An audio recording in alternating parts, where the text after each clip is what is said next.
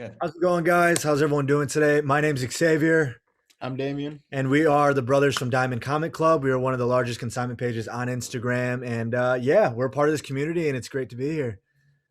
This is great. I want to go obviously take it all the way back because you both have a pretty interesting background in all kinds of passions and fandoms and whatnot.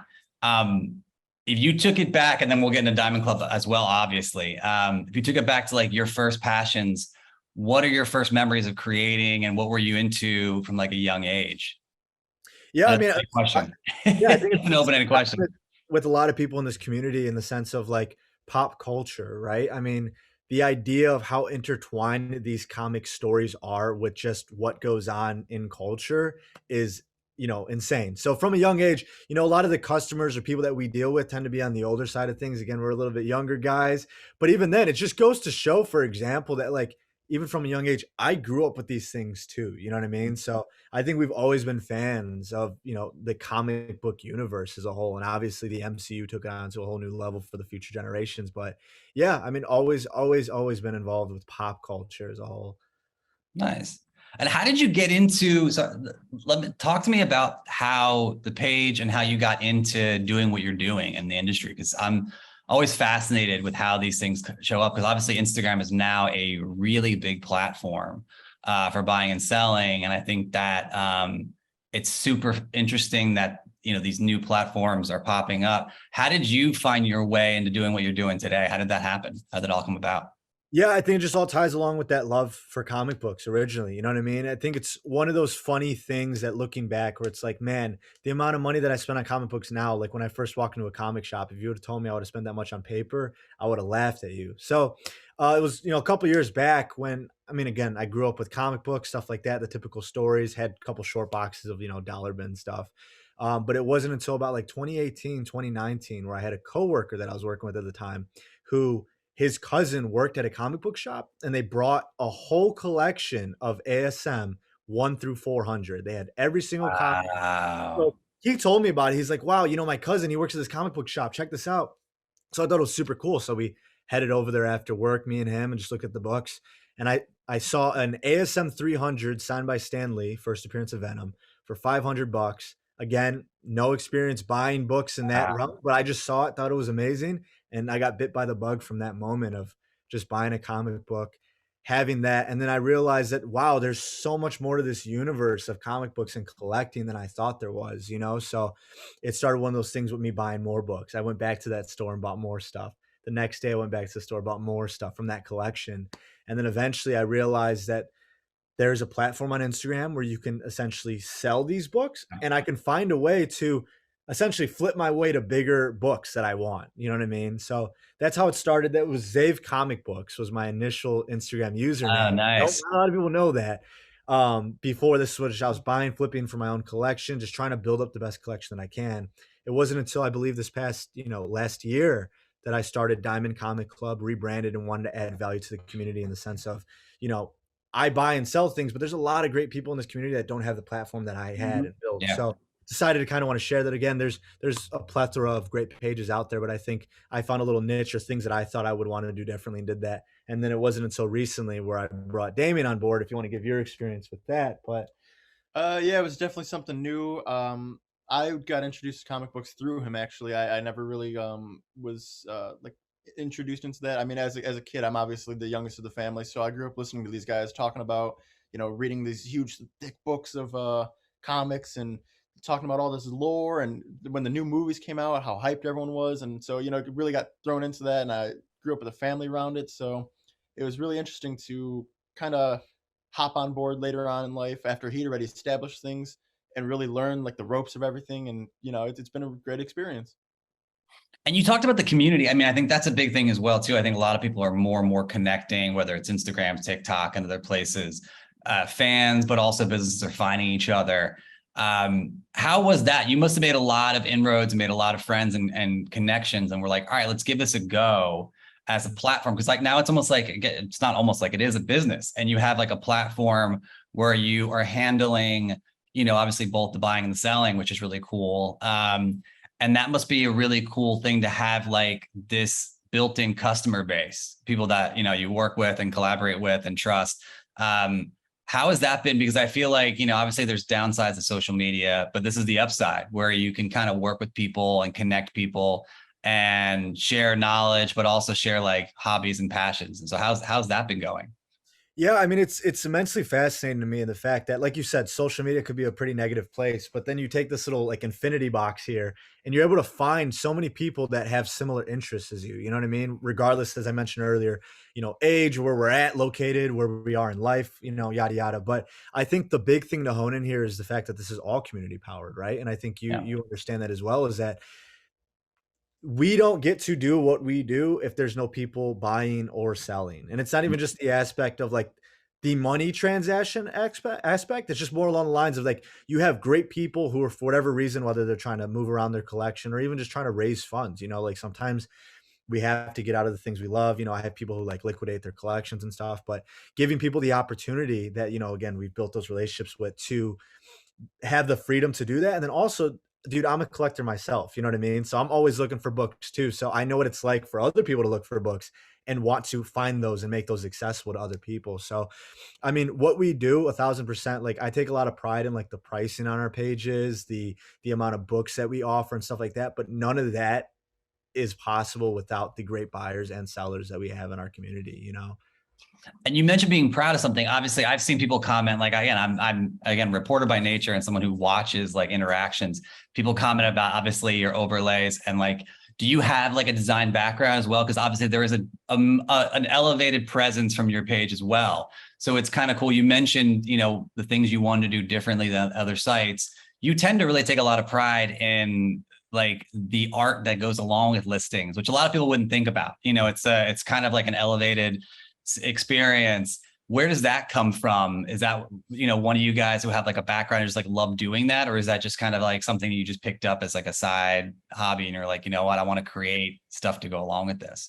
That's all him. Yeah. He started that. Yeah, I mean, we have a creative household, you know what I mean? We grew up in a creative household and stuff like that, always exposed to music and film and just creative endeavors. So growing up, I think since I was like 11 years old, I've been doing graphic design. You know what I mean? Like I even had like little businesses when I was like 11 years old where I was doing like freelance, like making profile pictures for people on YouTube and stuff like that. So, I mean, it's just a skill that I've had for a very long time.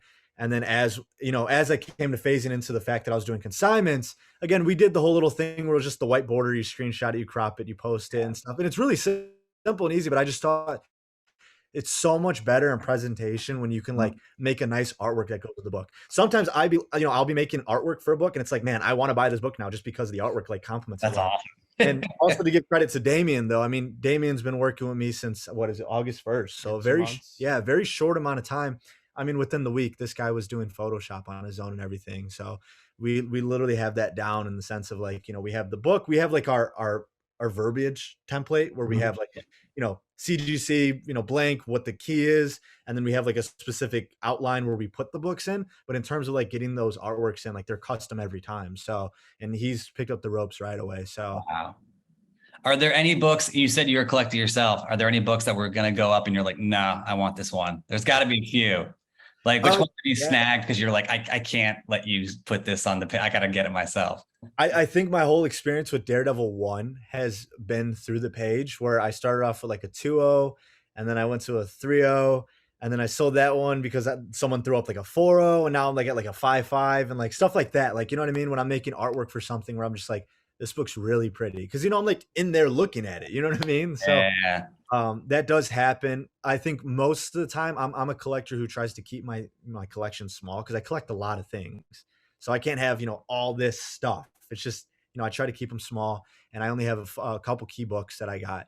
But yeah, no, it's hard trying to like hold back sometimes and been like, you know, should I buy this? Should I not? You know, so it happens. It happens. That temptation definitely reaches when you're doing that art and you'll look and you'll be like, wow, imagine having this propped up with, you know, a collection and having this all set up. There's definitely some great books we've had come through that are just like, wow, what if I grab that? Yeah, it'd be tough to resist. If I was doing it, it'd be tough to resist, man. Like I just would see stuff and want to like jump on it. But what are some other things you collect? You said you collect a lot of stuff. Like I'm always interested to find out what other you know, what other things people are into. Yeah, absolutely. I mean, the funny thing that I have, I'm really into bonsai, like Okay, bonsai trees. I mean, I have awesome. tens of thousands collection, of dollars worth into bonsai that I just like super obsessed with that whole culture. In terms of like the pop culture, original movie posters, original artwork. I know the thing that we're both really into now, unfortunately, Funkos. Funko Pops. You just Oh, dude, dude. Oh, it's if you're bad. It's not in so the bad. hobby, stay out of the hobby. Uh, It's Cancer. It's so bad. It just yeah. once you start, you won't stop. I mean, this guy's room is just Funkos everywhere. I don't even think you have any room on your shelves No, anymore, I right? actually even went out, bought like a ton more shelves and mounted them on the wall. It's just growing more and more. but is there like a handful of things that you own that are super cool? Because I think, when you said movie posters and the bonsai is incredibly cool. Like what are like a couple of things that you have, like pieces that you have that are super cool and unique? Because I'm fascinated by that. I think there's so many, it's all history and then also passion. So it's so super cool to hear about like key pieces in people's collections, no matter what they are and what they fit into. Hmm. Yeah, no, I think something super niche that I'm into is I don't know if you're familiar with the television series Lost. Have you ever heard Oh, of of Lost? course. Yeah, yeah, yeah. Come on. So that's our favorite show of all time, or at least I think one Yeah. of yours, but it's definitely by far my favorite show of all time. And I think as a collector, recently my mindset has changed where I understand like the scarcity aspect of certain things, right? Like again, I love my comic books, but it wasn't too difficult getting some of those. You know what I mean? If I ever sold them, I can get them again. So I think sometimes understanding, scarcity level for certain things makes things way cooler. Oh, Uh, yeah. with that being said, there is season 2 of Lost. I ended up finding someone who essentially bought a collection of all the original production art that they did for that season. Oh, wow. So literally everything from blueprints, like what they use, just sketch drawings. I mean, you could see like the release for construction stamps, what they decided to approve. Because Lost had a huge auction back in 2010. Most shows do, like The Walking Yeah. Dead auction Yeah. went on, Breaking Bad had one and stuff that I know of. But Lost had one in 2010. And again, at that time, I didn't really have the money to like grab anything, you know what I mean? Especially what being 12 years ago. But I ended up running into someone who actually bought that set piece back in 2010. So it was original owner. And once I found that, I mean, I just ended up buying a bunch of pieces off of him. And it's just So cool. that's like definitely it's one of those things where like I know I collect some stuff that's like interesting to people, or like, if people come by the house, some things are like, kind of like talking points, right? Oh, look at this, it's a little Yeah. fast. Yeah. I think the lost one for me is like my grail, the pieces that I have, because it's one of those things where if I show people, they don't really get it, but I know I love it. You know what I mean? Because it's Yeah. like it's the only thing out there. And then the only other thing that I know that I'm like super super proud of is I have a first edition copy of The Great Gatsby, which is like Oh, favorite that's book of all time. cool. And if you don't know, dust jackets, the covers that go on books, they weren't super popular back then to have like artwork. They used to be advertisements back in the day. So you used to take the dust jacket, super cheap material, you throw it out, and then you keep the book.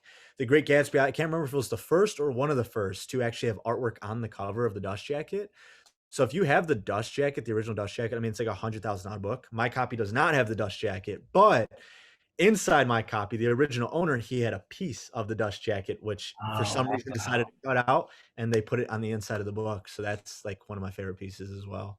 dude, that's super cool. I love that story too. Like that's awesome. And then, I mean, I'm still breaking into, trying out new different collectibles, trying to find what really suits me. I'm definitely strongest in Funkos right now. Um, nothing huge grails, but as far as like what I own, I've got some really interesting. Just I like quantity over quality here. That's awesome. I love having lots of them. So, I've got like I'm trying to build whole sets and stuff, and so breaking into that, I'm definitely want to try and start collecting, different venues, looking for what really tickles my interest here. Cool. That's awesome. Yeah, I mean, and when you mentioned the pieces from Lost, I remember there was I watched a few of the prop auctions, and there was one I think like maybe 6 months to a year ago, it was from the Punisher show, and that's like one of my favorite shows with Bernthal.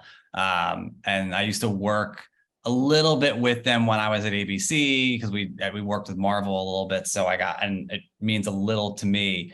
And it's funny. I didn't get it. There's no way, but they sold the actual vest that he wore with the skull on the show. Yeah. I think it went for like 30 grand or something. I mean, ridiculous. Yeah, yeah. I mean, it kept, and with those auctions, they were running the ones where if there's a bid within like 10 seconds, it resets the clock. And so that one outlasted every other piece that was on there because it kept, the last second kept a bit. So you just kept watching it and go up and up and up. So yeah, I know it's cool to have like a piece that no one else has. That's something that means something to you. So like I think that's fascinating. I mean that those prop auctions, man. I mean, again, I don't know if you're into Walking Dead or if you've kept up with the golden auction that they're doing for the Walking Dead, but No, yeah, it I mean, ends. I was into the show, but I haven't kept up with the auction. Yeah, it ends in 10 days. I just found out about it yesterday, which I'm very upset that I found out about it because Yeah. all motives are, assigned to that. But I mean, they're selling like Daryl's motorcycle. There's a Gary Egan, his like baseball bat and stuff like that. Rick's Python. There's a bunch of stuff. They're even selling the original police cruiser that John Bernthal and Andrew Lincoln, so Rick and Shane, they sat in that and they use that. Yeah. Oh, that's awesome. So I'm at a point now again with the scarcity conversation we had earlier about I'm kind of tempted to even sell some of my comic books I didn't think I'd want to sell just to kind Yeah. of raise some funds to, take part in that auction because they don't happen after, you know what I Yeah. mean? It all that matters is what it means to you, right? And so like that's the biggest thing, whether it's like you said, Funkos and like quantity over quantity, or if it's something that's like super scarce, it just matters having fun with it means something to you. I mean, at the end of the day, that's really what's most important. So yeah, looking forward to the future. Like, what is the future for you guys, like professionally and personally? Like, what are obviously you're crushing it, what you're doing right now. Is there anything that like in the future that you want to, that's another open-ended tough question. Is there anything you want to add on, or is there anything you're dabbling and looking to do, whether it's personally with collecting or whether it's professionally with, either selling or being a store or anything? Like, is there anything on the horizon that you have in mind that you're looking to do? Yeah. I mean, do you want to start? Well, I mean, we're definitely looking into getting like consistent with live sales. We got another one coming up this Wednesday. Trying to find new venues to put ourselves out there, reaching out to different like local comic book sellers and seeing maybe if they want to do something. Just setting up something. We definitely want to try and be new, something new. Awesome. Yeah, and I think I mean there's both micro and macro answers for that question. You know what I mean? I think in the macro, like the long term, I mean, we're very well aware of the fact of like fads, right? Instagram's not going to be around forever. You know what I Yeah. mean? And I think that's the thing where we hold our presence. So we definitely aren't, being mindful of that, in terms of like we want to continue adding value to the community even beyond Instagram. And I think a big thing eventually in the talks would be like forming our own application and stuff like that. So just make it That's cool. for everybody. But yeah, and the micro again, the live sales just expanding. I know we're talking with a couple pressers at the moment to kind of have in-house pressers. A lot of times we deal with people who, buy books or they ask the whole question of, if we buy this, do you think there's like can we, grade bump it, yada yada, stuff like that if we get it pressed and clean. So I think being able to have an in-house presser that can That's kind of cool. that and just provide that service as well, right? We can have our, our presser take a look at it. And if that's a route, that's also another service we offer as well. So, The opportunities are endless for us. We have the will, we've got the motivation, we got the time, um, and we're always open. We're always rooting for the community and looking forward to it. It's awesome. I think just to piggyback off of that, I mean, again, super appreciative of you and your platform, you know what I mean? Taking the time to have a conversation with us is, super awesome. So thank you for that. But also at the same My time, pleasure. just huge shout out to the community again is that's kind of like the common factor that we keep referring back to. But again, it's just there's a lot of great people, a lot of interesting people too that we get to deal with on a daily basis, and we love what we do and it's a lot of fun. So we look forward to continuing to grow and do things and continue being on the platform.